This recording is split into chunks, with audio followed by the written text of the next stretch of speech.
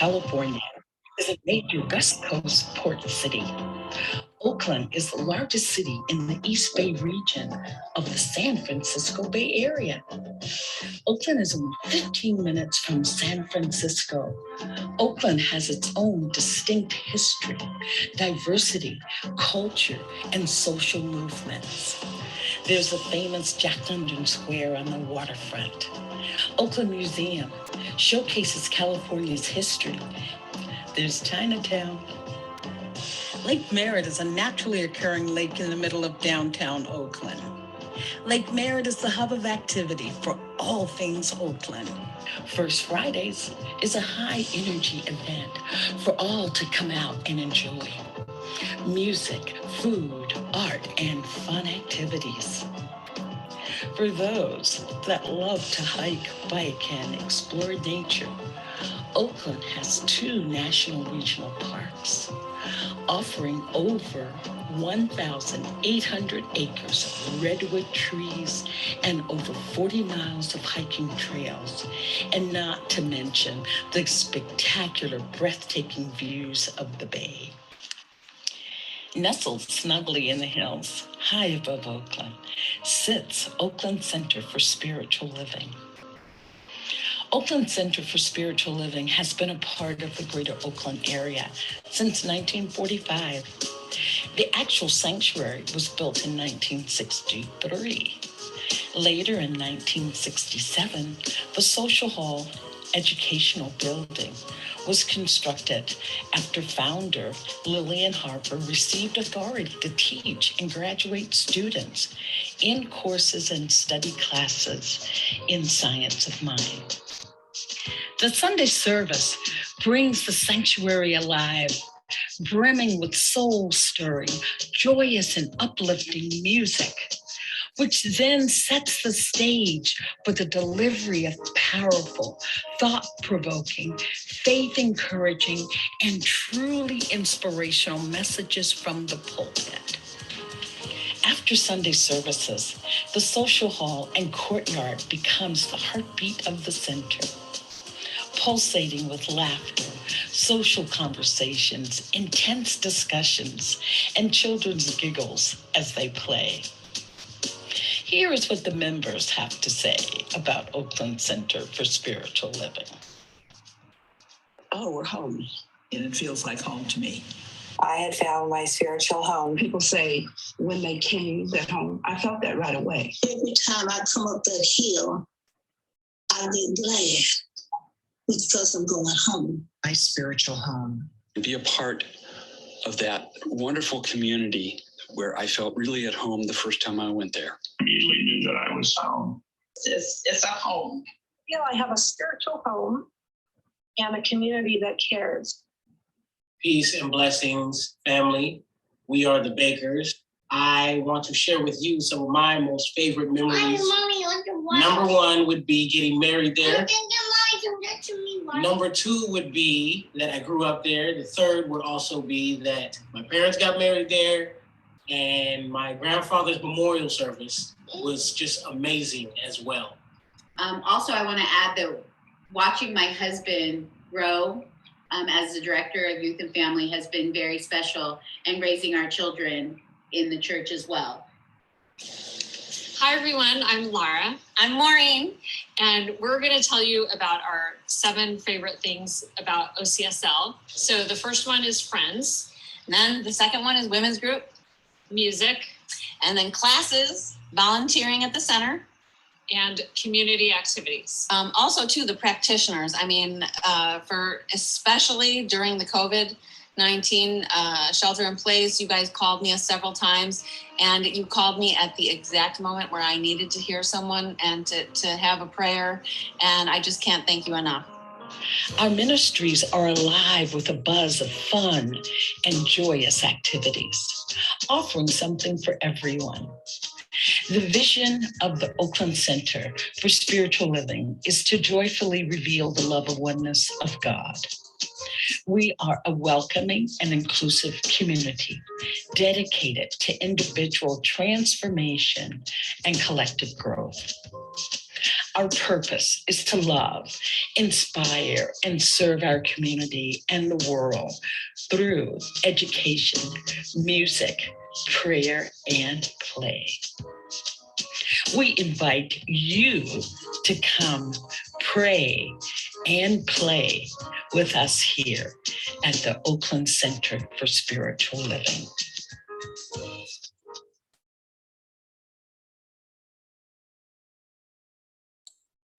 Thank you, Peggy. Oakland, California. So I believe we have the slide. Yes, here we are. Okay, we're going to say this all together. We've said it on Sunday, and we will keep saying it on Sunday. So, Zoe, should we have them all muted, or should we take off the mute? No, everyone should stay muted. Okay, I'll just go ahead and say it again. There is only one life. This life is good. This life is God. This life is my life now. And knowing that I'm one with this life, that is God. I therefore know that I am one with all of its blessed expressions, which includes the presence of a new minister for my beloved spiritual community. Because I know the highest purpose of my new minister is to reveal spirit, I therefore know that my new minister is a revelation of God as wisdom. I further know that my new minister is the fulfillment of that which has been promised by spirit. For it is written, I'm filled with divine wisdom. I allow divine mind to fill my mind now. As I stand in agreement with my beloved community, I see my new minister revealed before me as unity in the community. We have another slide, I believe.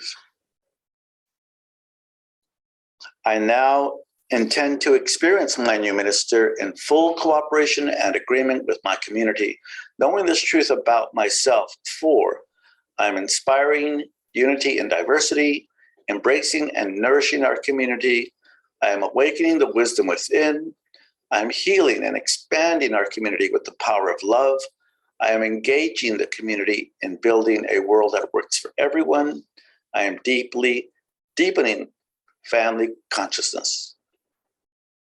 As I now accept the highest expression of a new minister into my life, I know that they are revealed in a way that illumines spirit and serves the highest and greatest good of all who are touched by their presence. I am grateful. God is gracious. And so it is. Ashe. All right, then we can now pass the spotlight on to Constance, I believe. Thank you, everyone. Well, I just even though we haven't had a lot of classes and we've been haven't been in community as much as we'd like, a lot of things have happened over the last couple since the last open forum. We had 7 students complete the first year of Advanced Consciousness Studies. 32 people were at the Vision Board party. The My Gift Basket workshop had 8. The Stories We Tell Ourselves, we had 8 people. Reverend Sally's Get Your Happy On had 6. Activated Lasting Change with Reverend Rafe had 7.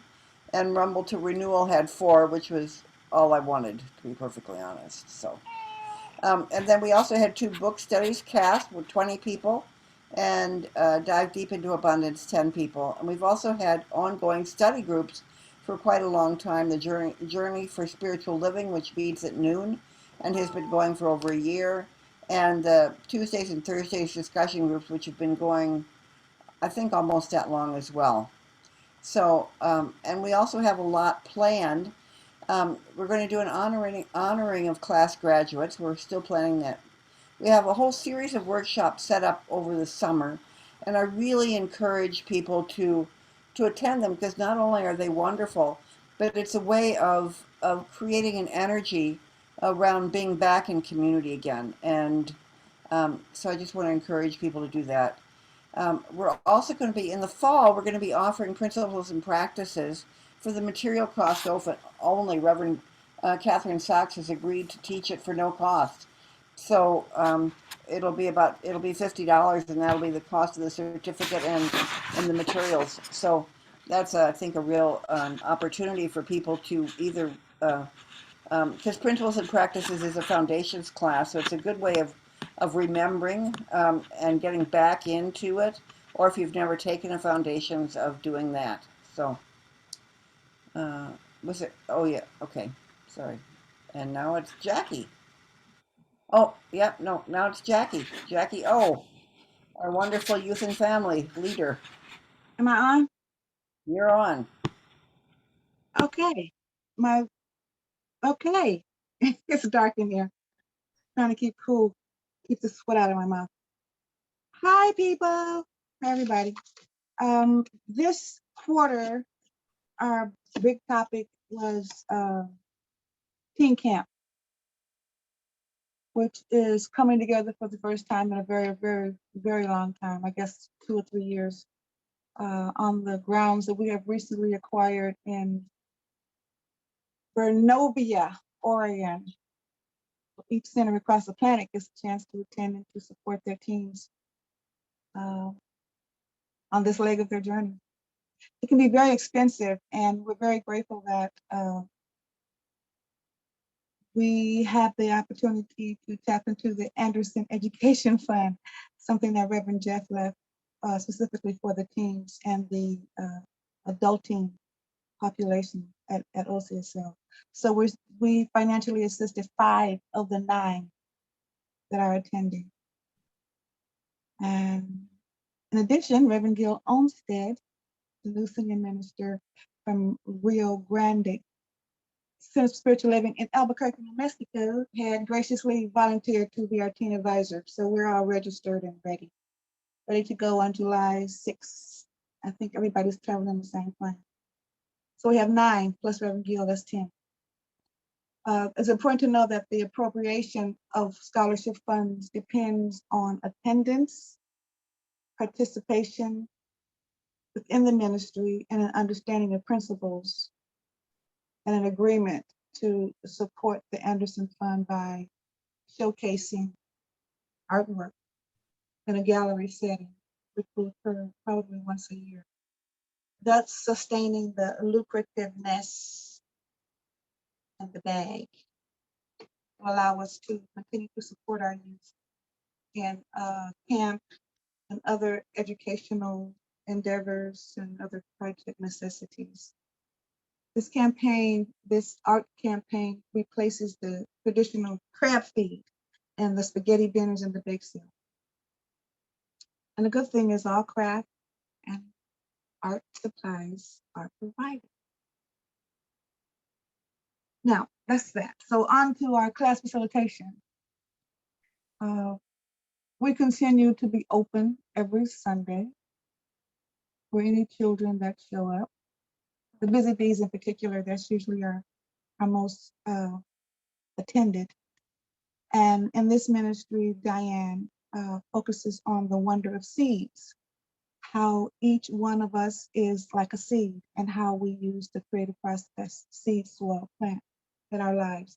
And because our attendance is such an ebb and flow across the board, teen, tweens, and young adults, our ongoing thing is a simple understanding of the creative process, the core concepts and principles 1, 2, and 3, which is again the concept of seed, soil, plant. This encourages anyone who attends, anybody who stops in, just by regardless of their spiritual center and their practice, to participate, to be actively engaged, because there is no beginning or end, it's just ongoing. It's a great flow. They get it wherever they are. And now we're on to my favorite topic, the nursery. It is officially closed for now, and it's posted, finally posted on PowerPoint, the newsletter, on our social media platforms. And being officially closed creates a void, officially creates a void that must be fulfilled. So let us open our hearts, our eyes to see, and call forth and welcome that perfect person. You can give the pronoun, whatever the pronoun you do. And also, please keep in mind that the nursery is what we might call a standalone. It's under a separate management, although it does have a dotted line of responsibility to youth and family because of overlap. Yet that is either I don't know who the powers that be would be. It might be HR or whoever is on the board. So if this calls to you and you want to step into that, you can either contact me and I'll direct you. But it isn't our bailiwick per se. It isn't something that we would have the final say on, although we might be in an interview. So just think about it if it calls to you. If you like the babies and the 0 to age 4. Let's see. Okay, finally, the big one here. We have an ongoing motto now, a saying that's 1, 2, 3, 4, 5 no more. Beginning on in July, the Youth and Family Ministry, the Hopper House second floor will be closed. This is going to give us a chance to stave off burnout, mainly, and to give us a chance to attend service, maybe do some marketing, visit some other centers, youth ministries, do some personal things like laundry, get your nails done, what have you. So help us spread the word. 1, 2, 3, 4, 5 no more. We'll also have it posted that beginning in July, which has a 5th Sunday. The Hopper House is not open. Give us a chance to do some other things. I think that's about it. I do want to give thanks to our team. A great thanks, appreciation, and gratitude to Diane in particular. She keeps me saying, Janine for all of her work in putting together this appropriation of funds for the scholarship and willingness to build on that. And we give thanks for Shaston that she joined us on this particular leg of her journey. I'll not attempt to share what we feel collectively and individually at this time, as we each grieve and release this beautiful, sweet, loving soul in our own way. Oh, and also I have an intern, Sanford J. We call him Samson. He's been wonderful. He's been very, very instrumental in helping put together this camp. He has great insight. He has connections to advisors, and he was very instrumental in giving me the forms and how to proceed and ask questions. I could call him anytime on Instagram, and he got back to me straight away.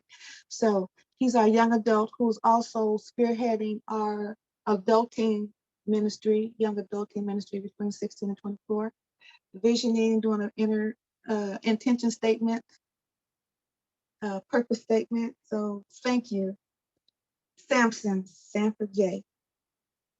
Oh, that's it. And so for anybody who wants to come through, if you have an irresistible urge to come to the Hopper House, Youth and Family, to support and facilitate or lovingly participate, come through and bring your fun. And like I always say, work through your childhood issues. I'm done.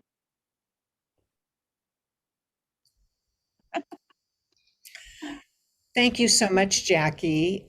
Before we move on to the membership report, I'd like to take this time to invite our practitioner emeritus, Practitioner Leadership Corps member, Robin Rice Olmsted, to share a little bit about our Practitioner Corps and what's happening. So Robin, are you ready? I'm ready. Okay. All right. Well, hello, everybody. It's so good to be here with everyone. I'm going to tell you just a little bit about what's going on with practitioners and what we're up to and what we've been up to. And basically, since last year, after Reverend Jeff, we had a lot of stuff going on in the Practitioner Corps, a lot of feelings, a lot of big emotions and concerns and missings and mournings and all those things. And so we really felt like it was a time to reunite and to start to talk about what was going on and how we felt and what we wanted to create and heal any wounds or anything that may have come up internally within the Corps. And so we called in outside leadership and worked with Reverend Sunny, that some of you know, that came to work with us a bit at Oakland Center. And we worked with her for a bit and did some deep digging and really moved into a place of being able to let go of old stuff and step into what's happening now, step into really looking at what we want to create for the future as we call in our new minister and what we're doing in the world. So we've done a lot of connecting and bonding and things like that in our meetings. And we're focusing on some of that over the next few months. And also just anchoring a vision for not only our new minister, but who we want to be as a practitioner core. And when I add up all the things we're doing as a practitioner core, it's very clear that our core is really anxious to not only serve in our community, but to serve globally. And so I'm just going to give you a little rundown of what we're doing. Right now, we have 3 practitioners in ministerial school. We have Zoe and Bonnie, who head up the compassionate care ministry. And Zoe, as you know, also serves as the board president. We have Doug Myers heading up diversity. We have Andy Robbins in charge of the AV team and music ministry. We have Constance Chapman with education, doing a fabulous job of really opening up to new ideas and new things that we're looking forward to presenting to you. We have Dorothy Mendez and her prayer ministry, who is an amazing tribe of practitioners who have served for a very long time, Luis and Dodie and Karen and Joyce, and they anchor our community in prayer. We have Dodie Cheney Fernandez, who is holding a daily conversation, a noon call with Science of Mind principles, then the teachings of Dr. Dan. We have Youth and Family led by Jackie Onapetty and Diane Warner. We have our garden ministry led by Margot Talbot. We have the Practitioner Leadership Corps, which is led by Elena Hutchinson, Andy Robbins, and myself.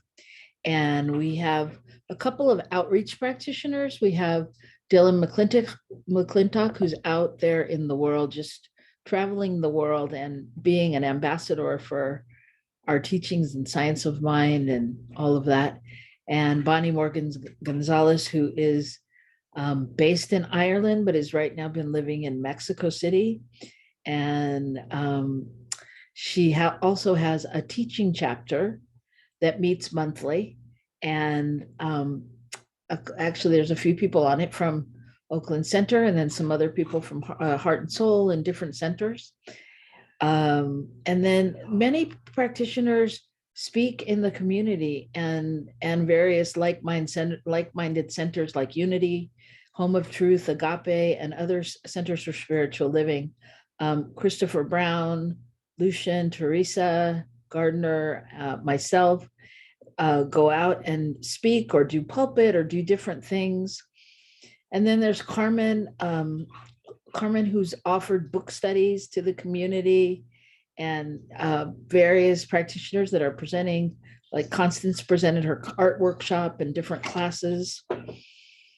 And then Susan Urquhart Brown teaches yoga and also leads destination retreats, has a fabulous retreat coming up to Costa Rica. And then I also serve with the larger CSL organization as co-chair of the Practitioner Council and on various committees. And as does Bonnie Gonzalez, serve on other committees in the greater CSL, which is really a great opportunity to see what is going on out there in the world and where our organization is going. And it's so exciting to really look at how much growth we've made and really begin to see them not only saying we're a global organization, but really connecting with all the pieces around the world and spending time with our practitioners and other leaders in Africa and the UK and Ireland and things like that. So that's very exciting. And then Bonnie Gonzalez and myself also have a video podcast on New Thought Media Network. And I believe Zoe DeMiro will be joining us shortly there. And so we're really, Bonnie's workshop is about, she calls herself the grief doula, and talks about principles and how you really handle grief and finding a deeper way to heal that, and just speaks of the teachings. My show with Reverend Gill is about the joy of relationship and really truly rocking the love that at the end of all relationships, the bottom line is love. And we talk about principles and we apply them to things that are going on in the world, as well as our relationship with finances and money and anything. So we're taking the principles out. The practitioners are taking the principles out.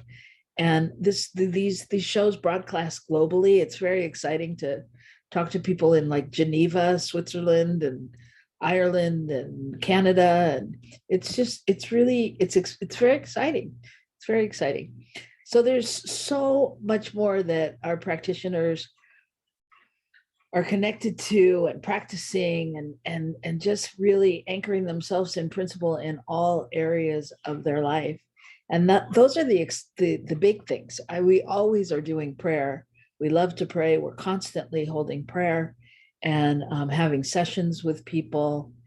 And there's a lot of people participating in the search committee for the new minister, and just anchoring that consciousness of the divine, knowing that truly we are right on target, no matter what that looks like or feels like. I know a lot of people are anxious and want to know when it's going to happen. And we are anchoring that space of knowing that we are right on time and the perfect person is coming, and we're opening and blessing that space for them. And I'm sure that I have missed something or someone. It's unintentional, but this is just a taste of what we do. And you can see that we're a very busy bunch. So even though it may not seem like you see us all the time or know what we're doing, we're out there doing it. And we're always holding our community and our family in prayer. And I think that's it for my update. Thank you. Thank you, Robin, for a very important update. Very much appreciate hearing from you. And it clearly shows that it takes a village. And that's what our practitioners do. They step in and do some amazing work. I know that Susan Brecker also works with our facility usage and with the CALM, the compassionate attention to loss, along with Zoe and Bonnie Gonzalez. So we have a very, very active practitioner corps, and I appreciate them all. Thank you so much. So Thank you. You're welcome. So All right, back to me again. So one of the other hats that I wear is the membership coordinator. We had a class in October of last year where we welcomed several people in as new members: Crystal Fry and Gabriella Kandi, Gregory August, Shashton. Oh, Shashton. Miss her so much. And Mr. Tom Rose. Now, one of the things that I discovered as the membership chair was by the time we got to the point where people would come to a membership class, the things that we were talking about, by and large, were things that they already knew. So if you'll go to the next slide, please. What I instituted was a different process. In checking the bylaws, what I found was that, yes, there are certainly requirements for being a member. However, taking a class was not one of them, or membership class specifically. So what I've done is I created a membership process instead. There's an application that is on the website. If you were to go to the website, go to the About Us tab, and then go down to membership, you'll find the application there. We still, as I said, we still have requirements for membership. But what I wanted to do was I wanted to be able to get the information that we had been doing a couple of times a year for this class, and I wanted to repurpose it. So as soon as I can get this completed, what I'm going to be doing is each month, I'm going to have a newcomers class, something to welcome people to the Oakland Center, because there's information that people need to have as soon as possible. So who is our parent organization? Who are we? What do we have available? What are the different ministries and groups that are available? What services do we have? What benefits do we have? All of that, I want that to be in people's hands, in people's hearts, and people's minds as soon as possible. So that's something that I will be doing on a monthly basis. And along with the work that we now have Nikki Royce doing out in the courtyard with a welcome and information table again, we are able to meet people where they are. So this is something that I'm very excited about. We see more and more new people coming in. We want to engage with them as quickly as possible. Yet another hat I wear is volunteer coordinator.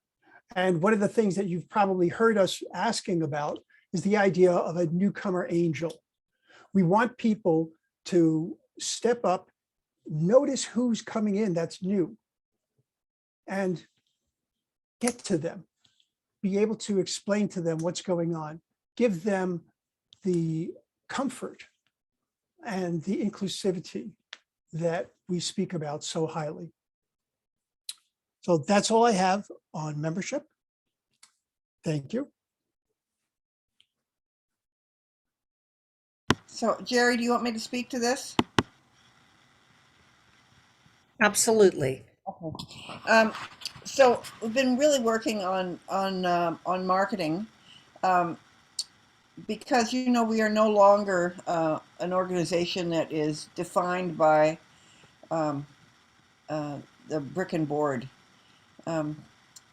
and so we now have 1,537 likes on Facebook.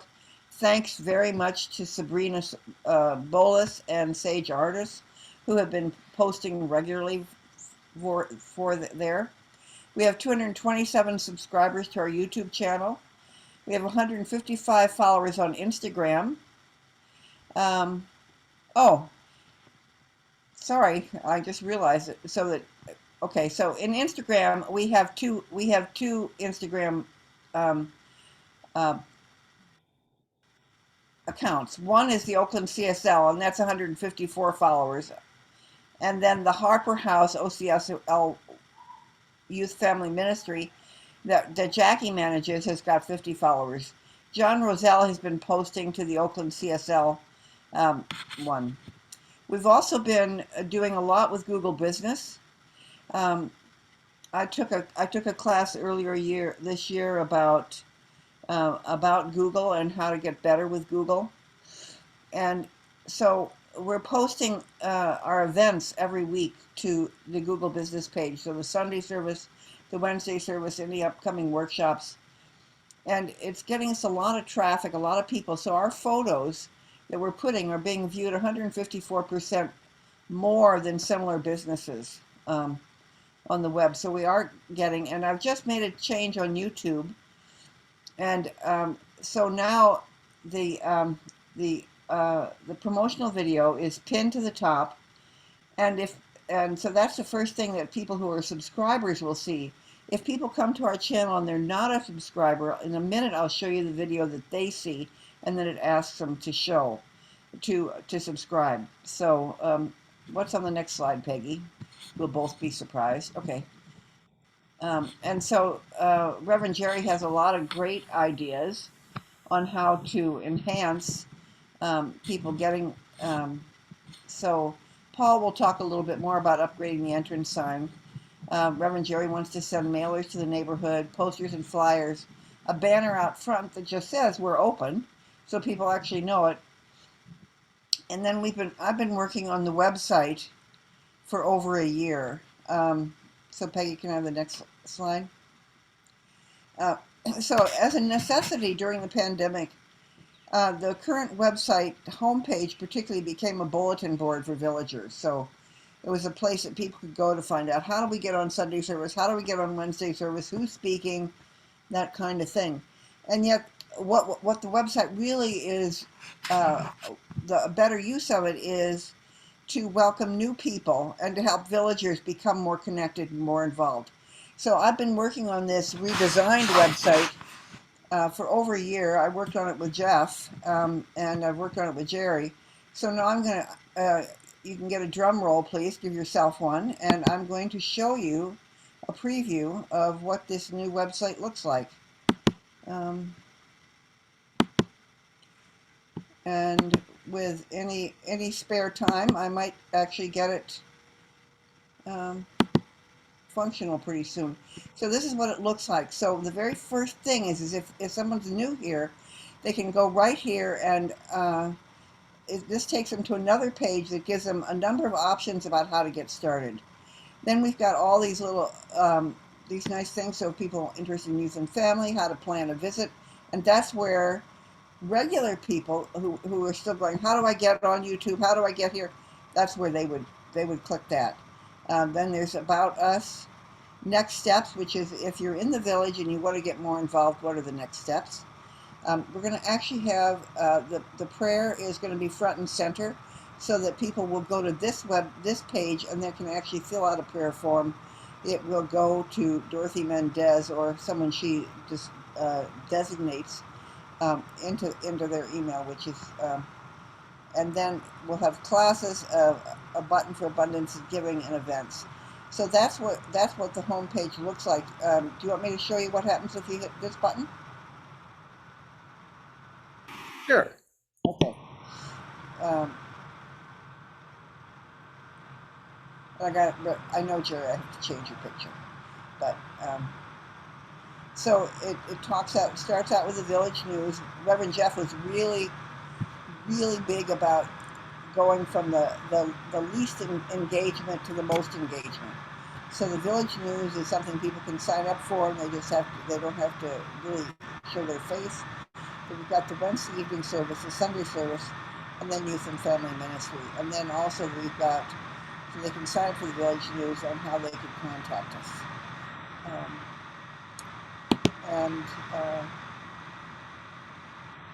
So About Us, let's see. Not all of these pages are linked yet. That's probably all I wanted to show you. But this goes right to the youth and family page, which needs updating. So one of the things that I think that's going to be for our village is to really understand that a web page is like a roadmap. And so some of these might change slightly, but I don't think they're going to change a lot, these menus. But this will be the main way people get into places is on this page. So I'm going to show that and stop sharing, and Peggy, you can have it back.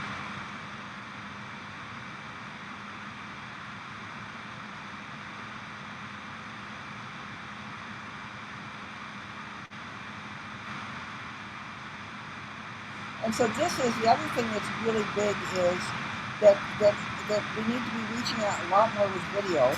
And so again, in this class I took, I learned about this little software. So this is a little 1+ minute video I made that is now pinned to the top for anyone that's new to our YouTube channel. They see this immediately and then ask them to subscribe.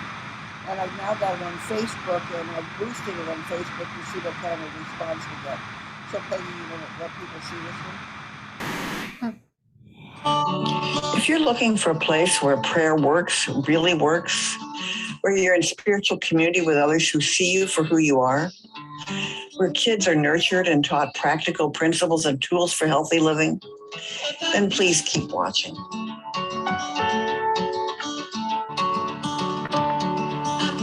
You know, a number of years ago, I found myself in a really tough situation financially and emotionally. I felt like I was constantly pushing a rock uphill, and I was always afraid that it was going to slip and just run me over.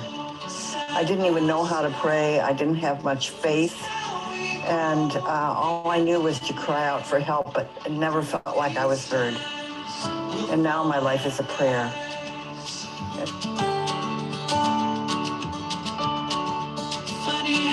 Now, for those of you who are not familiar with this philosophy science of mine, one thing we all really hold true is that our words have power.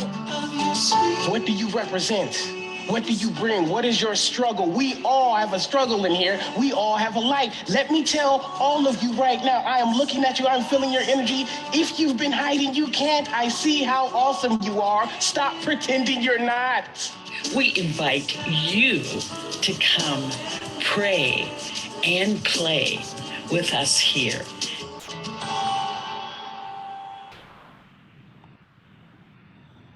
I think that's it. Yeah. So thank you. I'll turn it back. I'll turn it over to Susan on the call now.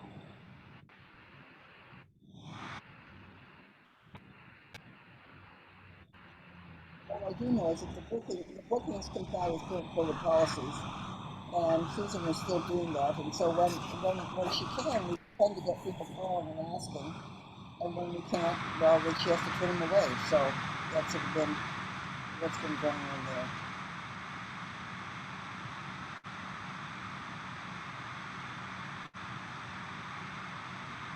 What's next in this slideshow? I think Paul's on next. Okay.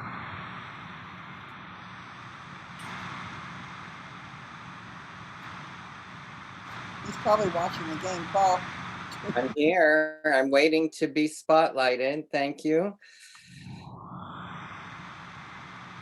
And Constance, thank you for muting. Great. Welcome everyone to the open forum. As you know, I'm a co-lead for the facilities team. I'm basically the project manager, and my co-lead is practitioner Christopher Brown, and he's the engineer, the expert of how to make things work. And I am the expert on how to get things done. So together we form the facilities management team. Facilities, I can report, is in excellent condition, and that we've moved from an ongoing volunteer workday, regular monthly group of volunteers to clean and sort and organize to more of a maintenance mode, because during the pandemic period, as you all know, we renovated the facilities and we really have it in great shape. So it doesn't require a monthly volunteer workday, but we will schedule them as needed. Pending projects that we have coming up is, you heard in the marketing team, the number one thing that people say when they say, how do you find out about us, is usually now the internet. But in days past, it's always been road signage and entry signage. It's due for an upgrade. And so we will be upgrading that in the next couple of weeks, freshening up the paint around the trim and creating a more informative space below the logo with general information that's easily read. That's coming up. That's all board approved. So we'll be starting that in a couple of weeks while the weather remains good. Also, we know that there's some failure of retaining walls. We have that on our agenda to work on those. So when you see those, just know we are aware of it and it's coming. The big thing right now is we've spent several years working on the garden, getting it established. Well, it too is in a maintenance mode. And I know that Margot and Diane need helpers with the weeding.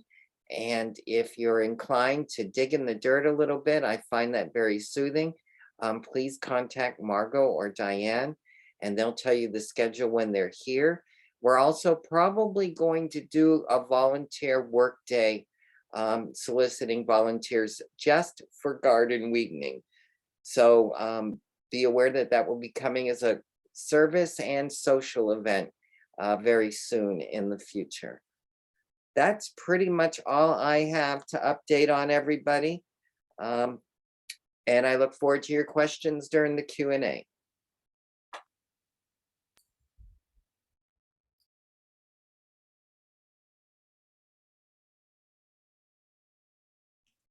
Thank you, Paul.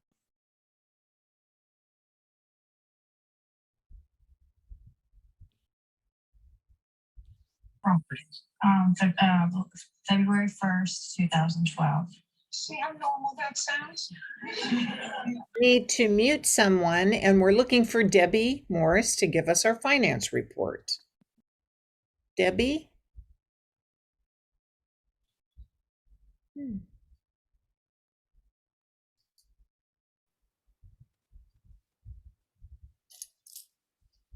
Am I spotlighted yet? We're working on it. Okay. Keep talking, Debbie. Keep talking. Okay. I'll just talk. Okay.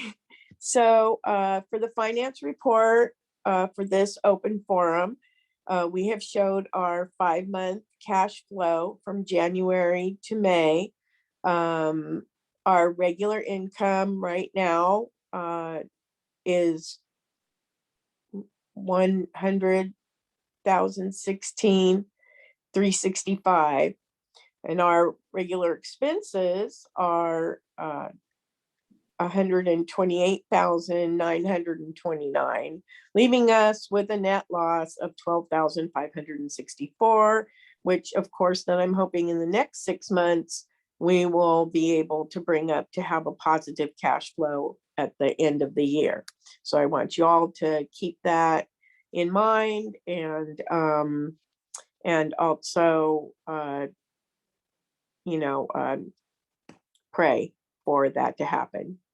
The general financial condition of the balance sheet is, I'm really not going to read it all, because I know you guys can look at it and you can see, what money that we have in which accounts. We moved some money around so that we would have more in savings. I think it was May or April. I wanted to do that. And I hope to be building those savings accounts. And also just to build, our giving. And I'm just going to talk for a minute. I really don't have, I do have one more slide. But I'm just going to talk for a minute about giving. And so today for me marks, I've been at the center for 32 years today. And I have really blossomed and grown in my giving, and come to understand from the very beginning of June 10th, 1990 to today, that my thinking about giving is so much different. Like when I very first got there, all I could do was like put $1 in the basket. That was all I had. It was all I could contribute. And then after being at the center for a while, I realized that, maybe I could write a check for like $5, and that would be good. I heard Reverend Margaret talk about tithing a lot, but it just seemed like a really old idea to me. And I couldn't do it. I tried in my mind to like justify, the 10% type of thing. And I even did things like, I thought, well, what about 5%? And then I'd look in my checkbook and I'd see what money I had, and I'd figure out what the 5% was. And then I was like, it just didn't feel comfortable to me, like year after year, that whole idea. And really, except for Reverend Margaret bringing up the idea of tithing, I figured out that it wasn't really in our teaching, that giving is in our teaching, donating is in our teaching, contributing is in our teaching. And that idea in spiritual principle needs to come from the heart, not from the head. So then we started doing pledges. And every year, of course, I wanted to do a little bit more in my pledge and a little bit more in my pledge. But still, the idea of 10% just didn't seem, it didn't jive with me. So one time when we were doing the pledge thing, and I think it was Reverend Jerry that was doing it. And she said, look in your heart. What is your heart telling you to give? Not your head, but your heart. What does that say? And, you know, the center has done so much for me over the years. I would never be where I am today without the First Church of Religious Science, Oakland Center for Spiritual Living, you know, all the classes, becoming a practitioner, being a youth and family teacher, all the things that I did, all the volunteering that I've done, has just grown me so much. And, you know, I really think that a lot of that is the reason why God put me in the position to be the treasurer for the center, because I have just grown so much, and I really can't express how grateful I am for everybody that's like ever been a part of my journey or my experience, you know, at the center. It's just made my life so much better. And it's true when I tell you that the more you give, the more you receive. And those old adages, like you can't outgive God. And I'm telling you, when you give, you will not run out of money. There is no way. We live in an abundant universe, and we know that abundance is so much more than money. It's like a lot of things. Like I took a 40-day abundance workshop, and I didn't gain any abundance in my finances, but I did gain abundance in almost every area of my life when I took that workshop. And it just showed me that, you know, abundance is so much more than just money. But, you know, the center needs money to run. And when you think of giving, when you think of donating, when you think of contributing, let it come from your heart. And it just always made me feel better when I did that. Constance, can I see the next slide, or Peggy, or? Okay. So, you know, moving ahead with, you know, prosperity, we are moving towards an aggressive marketing program to enhance our income and grow our community. And we're going to be offering a variety of workshops and classes throughout the year. And just all in all, I really hope that some of those, I kind of know that they will be workshops on abundance and prosperity. If you can, take those workshops, because they boost giving, but they also boost your confidence, and they boost your faith. So please keep our prosperity in your prayers. I'm done. Thank you for your beautiful testimonial, Debbie. It's so important to hear those words. It's so important for us to give from the heart. And what is so important in our village and our community is to bring more activities to bring us together. Then we can feel that beautiful flow of abundance and goodness that shows up in all areas of our lives, in our finances and in our social activities and our love and joy and so much more. So we do have some plans for the summer. We're coordinating a summer barbecue in hopes that will bring us all together in a social atmosphere on our beautiful grounds at Oakland Center. I know we have the practitioners are going to be introducing their ice cream social again. And Paul, I didn't consult you on this, but I slipped drag bingo in there because I think it would be a great opportunity for us to come together and raise some funds and have some fun. So the dot. You are gonna, Reverend Jerry, you're gonna look so good in drag. I can't wait to see. Okay, so are we changing me from a girl to a boy? Is that what you mean? Drag is open to any persuasion, but yes, you should. You need to cross over and Get out of the closet, Reverend I Jerry. promise I'll do it. Happy Pride, everyone. Yes, happy Pride, absolutely. Now, I don't know that we'll have the drag bingo during our Pride Month, but it'll certainly be forthcoming. And the ... dots represent other ideas and opportunities for social activities, and an opportunity for those of you who have great ideas to bring them to the table and to participate. So I think that I'm going to, for now, turn this over to Zoe. Thanks, Reverend Jerry. And thank you everyone who contributed to this evening. Greatly appreciate the work that you put into getting this report together.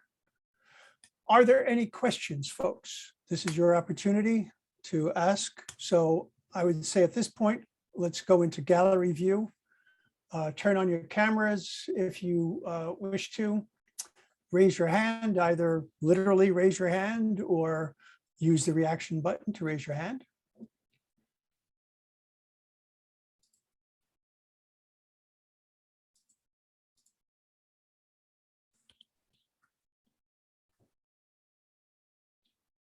Constance? Can you hear me? Yes.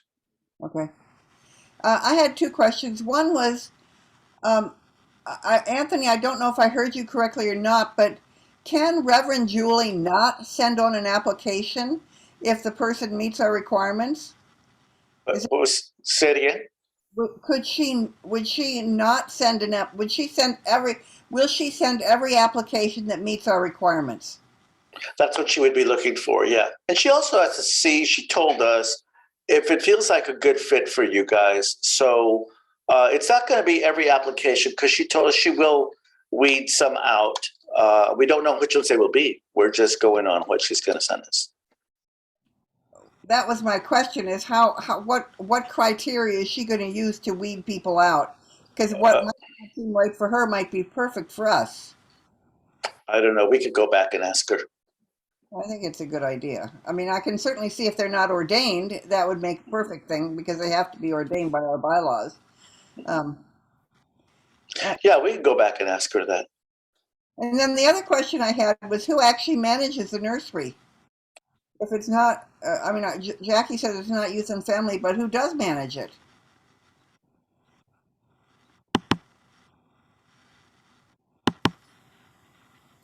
I would like to just suggest it is a paid position in our center. So I think, Jackie, would you like to speak to that, since you've been? Yeah, whoever pays her. I mean, previously it was, we had a human resources on the board. So whoever would be in charge of that now, I guess, would initiate the interview process. That's the way it was back in the day. I don't know what's happening now. Maybe that was a long time ago, Jackie, that was the way it went. It hasn't been like that, certainly in the past 6 years. Well, Diane left after we closed, so it was within that 6-year period. And I know that she received a salary for Sundays, and whoever was over her at that time, it wasn't the coordinator, because there was it's paid. It's a paid position. So however that's generated. I guess that's something we can look into since we have time now.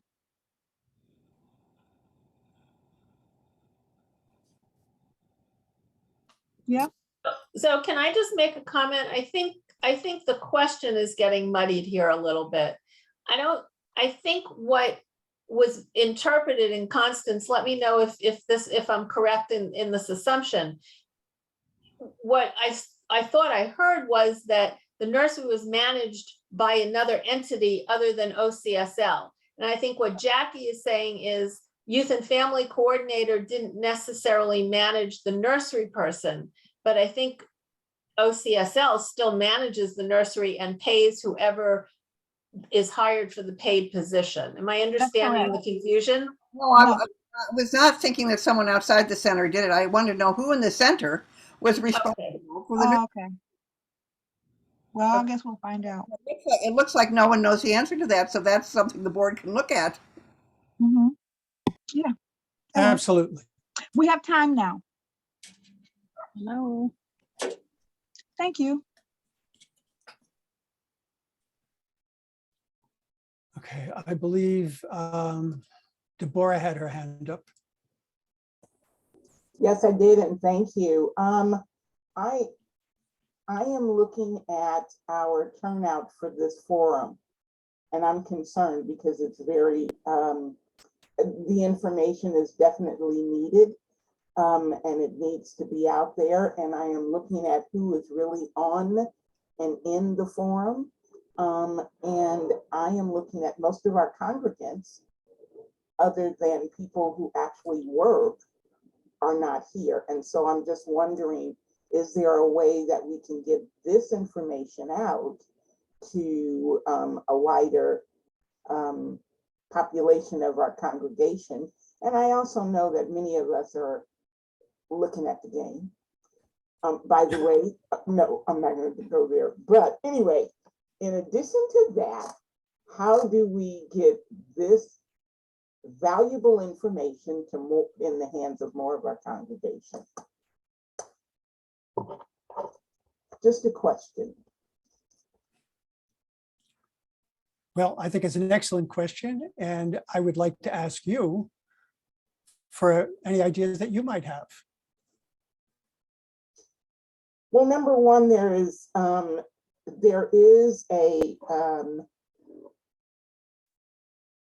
we are recording this, is that correct? So say it again. We are recording Yes. this, is that correct? Yes. Okay, so are we going to follow up and put this on in our village news? And then make an announcement for those of us who were not able to get to the open forum? There was a lot of great information given out about the presence of what's going on. Please avail yourself to the village news and watch the recording. Is that a possibility? I would say no. It's too big a file to go in the village news, but what we can do is we can put it on YouTube, and we can put a link in the village news so people can go directly there and watch it. Okay, good. And we can put it on our website, but that means people have to go to the website because it's not going to be on the home page. It'll be on the board page. Okay. That's one option. Is there another option of us getting this information out to our congregation? And I'm just asking, I mean, we've got 23 people here, but we have 147 people on our roll. And I think most of us are working in here in terms of the board or have a report or something like that. And so how do we begin to expand so people absolutely get this information? Just question, it's a question for me. Deborah, can I address that with you right here, right now, real fast? Sure. I know that I have announced it 2 weeks in advance on Wednesday night. I know it's on the pulpit as an announcement at least twice. I know it's in the newsletter. I know it's in all of our marketing material. I know what I do on Wednesday nights, and I push it really hard, as you know, when you see me. So I think all of the available communication tools that we have is being used. I just want to let you know that that's pretty standard practice for those of us that participate in any of the physical events, whether they were, and they're also recorded, so they see those announcements when they watch the recordings as well. So I think there's a lot of physical distribution. Constance, you might, or Reverend Jerry, you might want to say something to that. Well, we have 2 more hands raised, Paul, so we can listen to that as well. Right. So I'm just letting you know that I know that the leadership teams that govern these different physical events are very proactive in making sure the open forum is well represented in those avenues of communication. Okay.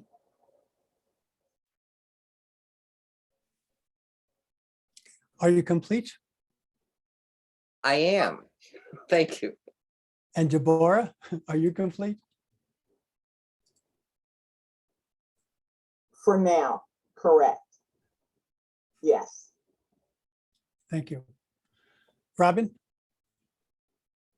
Yeah, I just want to say that I think that this begs itself to a bigger conversation, because we're trying to squeeze an old model into what's happening now. And the truth of the matter is, church is not the way church used to be. So you're not going to have all the people that were there doing service after church and in the social hall and doing crab feeds and all of those things, because so many people are participating in different ways or haven't participated in a long time. So in order to re-engage with people that have been only, either on Zoom or not on Zoom in the last couple of years, we're going to have to figure out what that really means to get people excited or energized or think they need to be a part of it. And because it's not the same. We don't have that same communication. So I just think we have to go beyond looking at, all of the avenues of marketing like that, because yeah, like you said, Paul, it's been everywhere. And this is what's, the outcome of it. So that it's not working. So we've got to figure out what really appeals to people now and how we can make that exciting, and why it's important for them to know what's going on in the center. Because as important as it seems to Deborah and to some of us, it's not important to other people. They come on Sunday and they get what they need and they're good. So I think it's really reinventing what church looked like and how we reach out to people and make it exciting and engaging. And I'm complete. Thank you, Robin. Sabrina?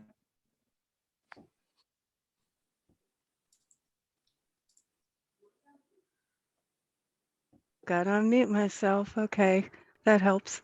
Thank you so much for this wonderful presentation and all the information. I had seen the original video before, so that was great. But Constance, you knocked that one out the park on the marketing. So I'm excited to see what's coming next with all of that.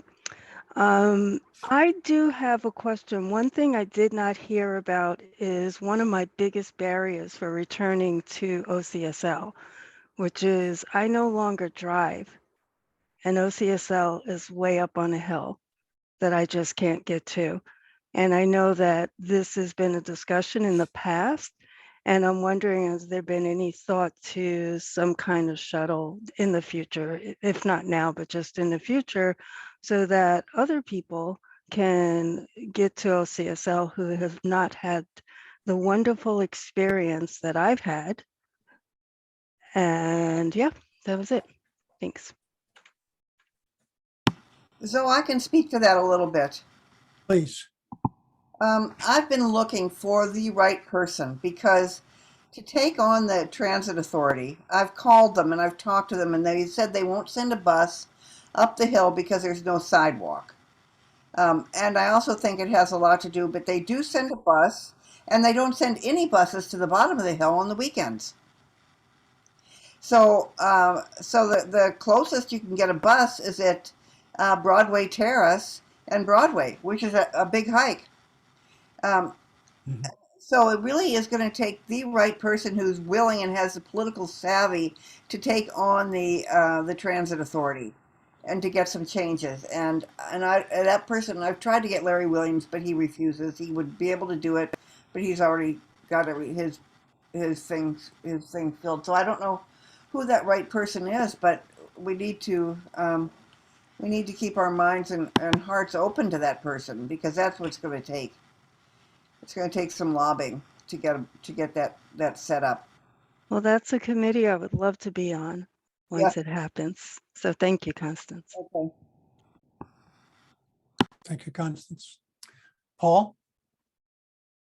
Two things on this subject really quick. Have we thought about going to St. Teresa, who would also benefit from a bus service or increasing the transit line, or other businesses along Clarewood, even the Village Market and all of those places, their business would improve if, you know, it's on weekends, if there is at least a bus to the bottom of the hill. Just a thought, you know, engage with our neighbors who have, you know, I'm sure that would be a consideration. Number two, maybe making a volunteer position, another one, or some type of communication tool that we could hook up folks needing a ride with folks that live in that area that's willing to pick them up. I go get Liza all the time on Sundays down at the bottom of the hill. So because that's where she is, and she just texts me and I run down and grab her and bring her up. Maybe something a little bit more formal around that area. So it's maybe as a volunteer opportunity, like transportation coordinator or something. It doesn't have to be difficult, but if we know of the need, then we can find a way to fill it. And clearly we have one with Sabrina. Thank you. Thank you, Paul. Linda?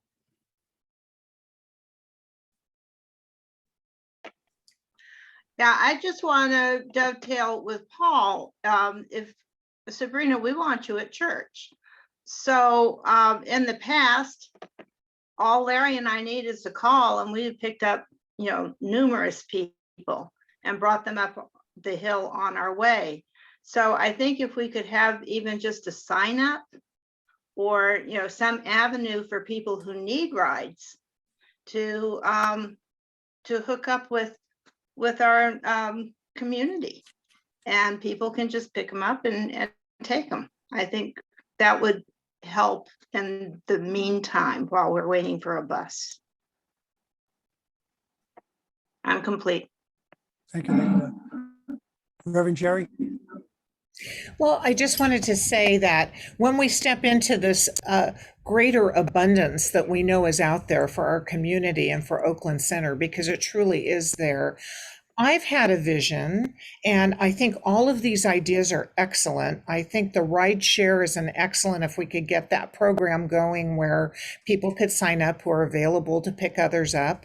But my bigger vision is a Uber or Lyft program. So I'm just putting that out there into the universe, and we'll see if, you know, we can't work something out in that regard as well. That's it. Do you mean actually engaging Lyft or Uber?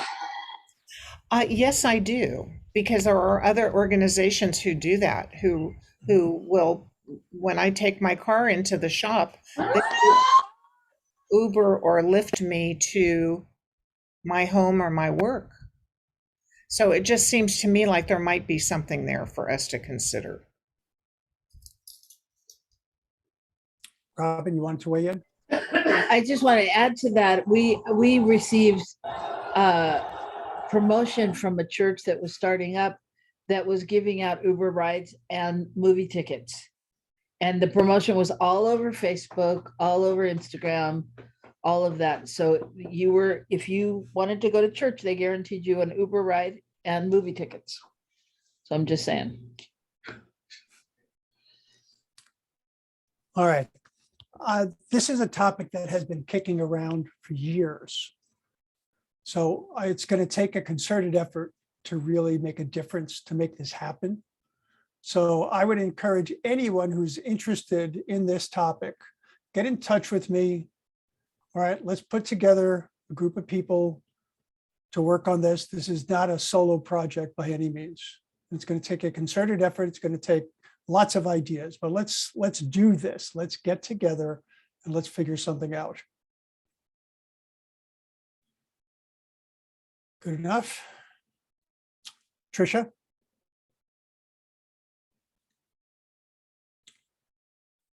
Tricia Gregoire? Yes, I'd like to help with that. Thank you. I think it's a fabulous way to keep connected to each other. I don't know if there's any liability involved, but I'm happy to give people rides, and I'm happy to make kind of to weave people together too.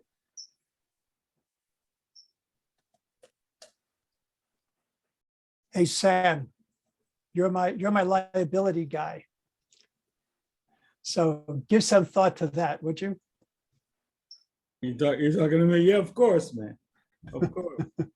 Yeah, and there's a couple of, like Reverend Jerry said, there's a couple of companies that actually are doing this with some other centers, the very same purpose and some different ideas. So you can add me to the list. If we put together a committee for this, I would certainly be a part of that. And I heard some of that. It is a long time type of an issue, but given that our community is small, it's something that we can grapple with. And Sabrina, making sure that we can get you and others to the center for love and care. So I'm definitely up for that, Zoe. Thank you, Sam. Got it.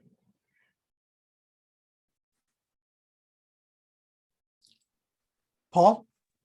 I just want to ask Sabrina, how does that sound? Does that sound like we've just planted a seed and that makes you feel better about that need? My heart just grew 7 times stronger. It's beautiful. Thank you.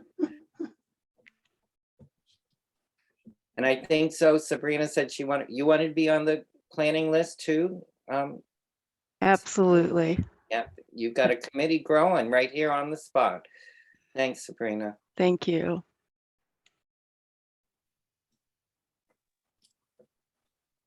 Anything else? All right. Oh, Tricia. I'll pick Sabrina up for the meetings. You're so sweet. I love OCSL. All right. Let's see, what do we have in our PowerPoint, Peg?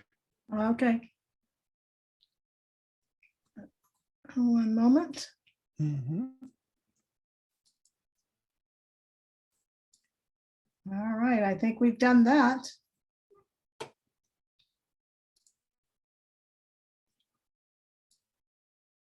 Okay, so I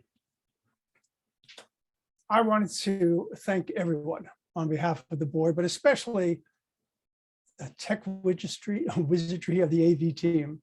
These people work so diligently to bring this forum to life, as well as so many of our other activities. Peggy Cotton, Tricia Gregoire, Alice Herndon, and Alice Knudsen. Thank you so very much. Our next forum is currently scheduled for Friday, November 18th. Our annual meeting will be held on Friday, March 3rd. And of course, we look forward to seeing you at each of these events. I can't stress enough just how important each and every one of you is to the well-being of the Oakland Center and the greater community. You know, with that in mind, I wanted to take a moment to acknowledge the importance of allyship. We speak of being allies during Black History Month, during Pride Month, in a few days when we celebrate Juneteenth, but allyship is a key component of our daily efforts to affect true equality and inclusivity. It's more than a person or a group that's providing assistance and support. An ally recognizes the inherent privilege that they enjoy based on their race, gender, identity, age, financial, and social status, to name just a few things. And they work to not only understand and support those who do not share the same privilege, but also take action to bring about a world that truly works for everyone. So I ask you to bear in mind the well-being of our center, our village, our home doesn't rest in the hands of one person or in one group. It's in the hands of each of us. And we need your commitment, we need your involvement to make it happen. I found this quote in Lifelines, the Black Book of Proverbs, and I think it says it well. It says, if everyone helps to hold up the sky, then one person does not become tired. Thank you, folks. Reverend Jerry? Thank you for that wonderful declaration, Zoe. It's good to hear those words and know that our community comes together this evening in this consciousness of love and oneness. And so I'm so grateful for all that has taken place this evening, knowing that God's grace and love is everywhere present. The abundance of the universe is truly our abundance now. I'm so grateful for each and every participant, of course, our amazing AV team, but our wonderful practitioners and this board of directors who holds the high watch for this beloved community. How blessed we are. And so giving great and abiding thanks for all that takes place behind the scenes, in front of the scenes, that our community is a thriving community. And I know that as we make our way through the summer and into the fall with all the workshops and classes, there's just a revival of energy that takes place. I know that we are all saying yes to this divine energetic this day. So I am blessing this time that we've had together. I'm trusting that each and every congregant has an opportunity to see what's up in our community via YouTube or word of mouth or however that unfolds. And I know that there are new and creative ideas that are taking place that have just, they've been stimulated this evening by this wonderful dialogue and conversation. So how grateful I am for this village, for us coming together in this depth of consciousness, of pure consciousness, allowing us to be guided by the divine power and presence that knows only good. I'm blessing us as we continue to remember our beautiful Shashtin and the joy that she brought to our community. And I know that she lives on forever in our hearts and in our minds. And so how good it is that we get to come together and experience one another in so many amazing and beautiful ways. Bravo to our practitioner corps, bravo to our board, bravo to Constance, bravo to the AV team, and bravo to each and every one this evening. And for those who were unable to attend, please just join with me in giving great thanks as we let go and let God be God right here, right now. And so it is. So it is. So it is. It is. And so it is. Thank you, Reverend Jerry. You're welcome. Thank you. Bye, everyone. Have a blessed evening. Take care, everybody. Good night. Thank Thank you you all. so much, Blessings. folks. Thanks, everyone. Good night. Good night. Good night. Good night.